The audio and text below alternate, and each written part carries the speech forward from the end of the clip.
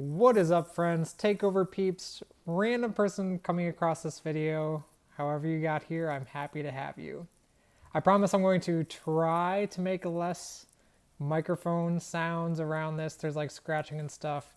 Not really sure all that it was. It happened in last week's video. Hopefully it happens less on this one, but bear with me if it does just a little bit. This weekend was super fun. I went to Hollywood Studios. We have a Disney pass, so we went ahead and did that. Got to see like the Star Wars land area. I went on the Millennium Falcon ride. I went on this really cool like Mickey Mouse train ride, which is honestly engineered really cool, and I want to go back on it. Went on my daughter's favorite, the Slinky Dog ride. She's been on there before, so she absolutely wanted me to do that with her, and it was cool just seeing the joy on her face while she did that. We also went on the Twilight Zone kind of like tower drop deal. That was super fun. Did that at night. That was a lot of fun. Also had some really good food there, to be honest. I had this like buffalo chicken cup, and then it was on top of garlic mashed potatoes. It was really surprisingly good. Sometimes I have kind of a aversion to like the restaurants at theme parks, and this was actually more of like a truck outside in the park or a booth more than it was an actual restaurant. But anyways, I think you know what I mean. After that, the next day, went to a plant swap at a brewery and went and supported a friend who was set up there. That was really good. Had a tasty beer and saw a lot of plants. Between all of that, this weekend I was busy posting Kevin James memes and catching up on all of the Taylor Swift news, which breaking news, hopefully I'm the first person to break this to you, but Travis Kelce and Taylor Swift are dating, okay? In case no one's told you. Question of the day. What is your most rewatched television show? I think for me, it's probably between Arrested Development and The Office, both of which I can just have on in the background now as a comfort thing, and I don't even necessarily need to just stare down the TV and watch it to know what's going on. I have so much of it memorized. Do you have any shows like that? Sometimes I feel like they're not even necessarily your favorite show, but it is still the one that you have on in the background the most. Sports time. What a wild week 3 in the NFL. We saw some teams continue to be absolutely bad, including my Minnesota Vikings. The Ravens lost to the Colts in overtime off kind of a questionable call, so another one of my favorite teams went down, but that might just be a homer take to say something like that. The Cardinals beat the Cowboys 28-16, led by Joshua Dobbs. And the Texans had a stellar but surprising 37-17 win over the Jacksonville Jaguars. And like I said, the Vikings are now sitting at 0-3. The question for the Vikings is, can they turn this around? You know, Kirk Cousins is a good quarterback, even if he makes sometimes questionable decisions that make me want to trade him. Justin Jefferson is one of the best NFL receivers we've seen in a long time, and there's lots of other players that are good too. But can you turn it around from 0-3? Probably not. Now, you might be sitting there saying, there's so many games left in the season, how could you not? But I have a fact for you really quick. Did you know that if we look at it historically, only 2.4% of teams who have started their season 0-3 have ever made it to the playoffs? So unless you're willing to beat some historical data, it looks pretty unlikely. Now, what they're going to do next, that's the next question. I mean, is Cousins still there? I believe he's got a no trade clause on right now, and I don't think that you necessarily ship him off, but you got to be looking to the future at quarterback, and they have not done that in recent drafts. But let's talk about a team that completely crushed it this week.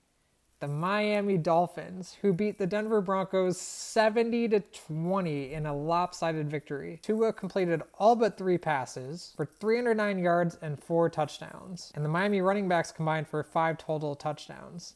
Rookie running back Devon Achane, who I think just told people on the internet to start saying Achan instead, rushed for 203 yards and 2 touchdowns himself. Miami now sits at 3-0. If Tua can stay healthy, I think that this is the team that's going to be one of the toughest to beat because they're just rolling over. Oh, and did I even mention they didn't even have Jalen Waddle going on Sunday? Imagine if he was on the field as well. In other sports news, we're going to see the NBA back before we know it. The first week of October marks the first games of the preseason, so we will have more to talk about in sports as that gets rolling. Video game news. So I don't exactly have video game industry news, but what I did want to tell you about is what I've been doing lately, which I feel like has actually been the topic of video game news for a while now. I started streaming video games. Now, I'm not doing it on one of the big platforms like Twitch or Kick or anything like that. I'm actually streaming it on Twitter/X. So if you want to follow along with that, follow me there. I'm going live on Fridays around 10 a.m. Eastern, and then I'm also popping on there the occasional spontaneous Saturday or Sunday morning. So just have to stay tuned for that. If you don't know where to find me on Twitter/X, I will drop the link in the description below. But what I'm doing with that is I'm just having fun. It is not a high-tech, high-production setup. It is literally my phone in front of the camera that I'm playing on, and I'm chatting with you on there at the same time. It's just a time to chill. You can ask questions. We can just talk about whatever you want to talk about. You can suggest games for me to play. I have quite the library of GameCube games, Nintendo 64 games, and if I have one of those and you want to see it, I'll pop it in there and I'll play it in front of you. I don't claim to be the best video game player in the world. Some of you watched me play Nightfire the other day and struggle. Even though I've unlocked all the levels, I was struggling on the first 2 levels because it's been a while. But then we played some games against the AI on there. I played some Spider-Man on GameCube, and I played College Hoops 2K8. Now, I plan on playing those games again, but like I said, if you have anything to suggest, feel free to do so. I'll throw in some other games in the mix too. I'm trying to beat the last boss in Battle for Bikini Bottom on SpongeBob, so maybe we'll do that this Friday. But on College Hoops 2K8, it's really fun. I've taken over the Sacramento State college team, kind of playing in their like dynasty mode. I keep forgetting what they call it. But you take over as a coach. You're trying to make a not so great team better. You're trying to get better recruits there, and then you're trying to get a better coaching job. So my ultimate goal is to try to become the coach of, say, like the Ohio State Buckeyes or the North Carolina Tar Heels or maybe even the Duke Blue Devils. But we'll see what happens. Right now, we're just trying to work on getting some recruits there. You can only get like 1 and 2 star recruits. You might be lucky to get a 3-star recruit as a small school at first. The 4 and 5 are just going to the big school, so no chance there. But I'm asking that you guys be interactive there with me because I'm going to have you help me decide maybe who we're recruiting, who we're starting, if we need to bench someone, things like that. So a lot of fun. Come hang out, come chat, all on Twitter/X. Got a little bit of sports card news for you. You may remember the Victor Wembanyama card, the one where he inscribed first card I ever signed. Well, it turned out that those didn't come fresh in packs. There was a redemption for those out of 99s, and then there was an event being held where people could either choose to attend it virtually or in person, and there would then be some sort of drawing for who got it. Well, that was selected, so one individual walked away with that specific card. It looked pretty cool. Victor himself was there. It looks like Victor might have done the drawing. If you want to know more details, if you Google it, there's plenty of blogs that did a lot more press and coverage around that. In other news, Panini and the WWE are at odds right now. The WWE is trying to swiftly end their contract with Panini.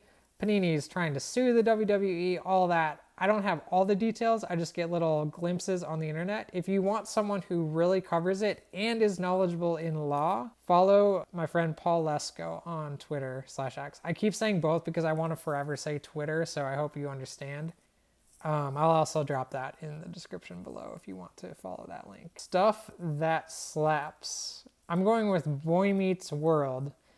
This is just one of my most favorite shows. I have such good memories of watching it as a 90s kid growing up. It's just a fantastic 90s show, but it brings a little bit of everything. It brings humor to the table.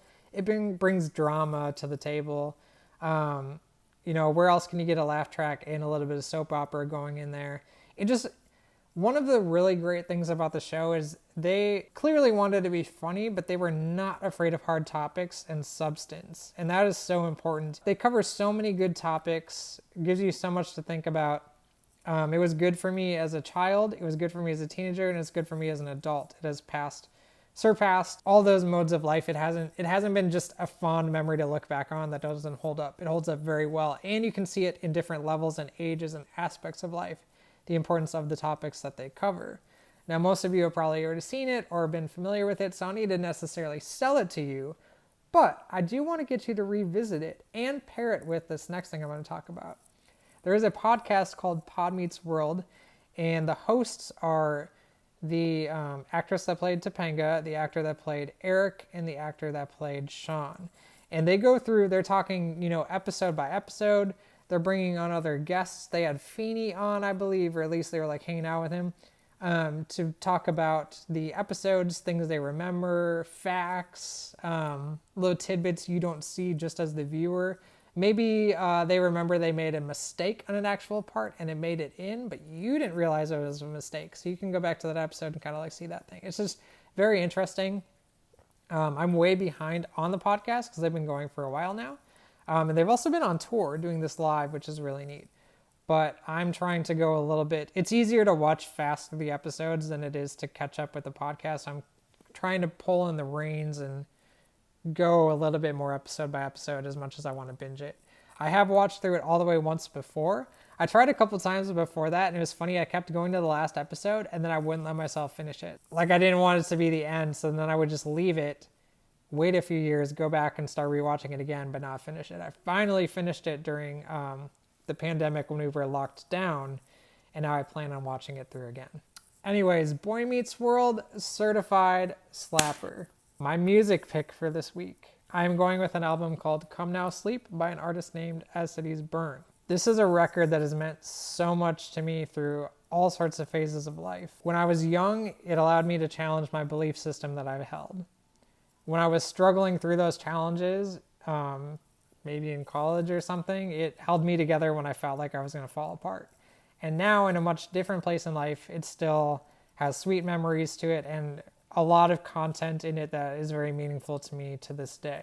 As Cities Burn was a post-hardcore indie rock band from Louisiana. I say was because they actually just played their final show this past weekend. My brother got to go see them. They played in Birmingham at a festival in Alabama. It looked really, really cool. The album Come Now Sleep opens with a very soft, ethereal track called Contact. It brings you in very slowly. If you listen to their album before this, it is a big departure because the last album was quite heavy in the post-hardcore realm. It had screaming. This album is just singing, chill, pretty much slow vibes all the way through. There are a few songs that pick up after the first track, but then it kind of goes back to this like kind of like swinging softness and just like indie guitar. It's just such a good album. This is one of those that I listen to and I don't skip a track. Anyways, back to the first track, Contact. Contact brings just a chill to my bones when I hear the words. And in it, the vocalist is pondering if he's ever actually heard the voice of God or not. With the line, "Remember, we used to speak. Now I'm starting to think that your voice was really mine, bouncing off the ceiling back to me." The song carries on and the vocalist starts pretty much begging for grace to cut through the clouds so that he can sense that it's actually real, and then finishes the song by deciding that if there is a God, God just must be asleep right now. Now, the rest of the album just kind of carries on into like this, it's a bit of a story, but it's also just like a lot of, the questions and the doubts and the stuff that this band has within their faith that they actually hold. And if you continue listening, you can carry on that journey with them. The second track, Empire, deals with the idea of holding pride and thinking that you're better than someone else. The next track, The Horde, kind of carries on this, but it's someone who thinks that they're so high and mighty and righteous that they are deserving of this thing that no one else should get. And they're kind of surprised that anyone else might get it. It's all about them not being like the people around them, with the line, "Good boys keep their livers clean and smoke out of their lungs. Because it's all about what you've done. Good boys don't make mistakes to learn from." The character in this one obviously thinks that he's all good and everyone around him is all bad. On the track Clouds, the vocalist challenges the idea of actually knowing who God is. He says, "I think our God isn't God if he fits inside our heads." And on the track Wrong Body, he opens with this bone-chilling line once again, which he's so good at doing on this album. "If I make it into heaven, I may be as bloody as hell." Now you might be wondering why this whole time I'm just talking about the lyrics, but the thing is this album is so good musically, but you can enjoy it in so many different ways. Poetically, it's just beautiful. It makes you think. It can shake you out of your daily autopilot if you stop and listen a little bit and really let the words soak in. So you can enjoy it just based off of the lyricism alone. I think you can enjoy it whether you're a religious person or not a religious person. This band has certainly gone through changes over time, and they still perform these songs and they still talk about them. There's some members who are still very much Christians. There's some that I don't believe are anymore. And it fits such a wide array of things, because ultimately this is doubts that a lot of people have, whether or not they land on the same end of the spectrum. Anyways, this channel isn't about getting into all of that, but this is a very important album to me and to so many other people, and I wanted to tell you exactly why. So anyways, without even enjoying the music, you can already enjoy the questions and the thoughts that the band brings through the lyricism. But then musically, it is a very good album. Like I said, this is a departure from the album before it. They moved on to a more indie sound out of the post-hardcore thing. They dropped the screaming. It feels like your friend laying back with their electric guitar plugged in, just like chilling on a weekend a day, kind of riffing and playing around, but they're like very talented. It just feels very like relaxed like that. Like, you know, your friend is super good, but it also feels like they're not putting a whole lot of effort into it, which obviously they are putting a lot of effort into it. The vocalist on this too, when he does certain things, it actually kind of reminds me of Ben Gibbard from Death Cab for Cutie, / the Postal Service, but more of the Death Cab sound, which I think is really interesting. But this vocalist has a very distinctive, beautiful voice as well, and it matches with the deepness of the lyricism. Like I said, this is an album that I don't skip a track on, and I encourage you guys to listen to it too. I'd love to hear what you guys think. This was an interesting wrap up. I feel like we went a little deep today. Thank you so much for hanging out. I look forward to seeing you in the next video. Be sure to like and subscribe, and don't forget that you can also sign up to sell in my Takeover marketplace. The fees are less than eBay, and I help push out all your listings onto my socials. I will drop that information in the description below. I'll see you guys soon. Peace and love.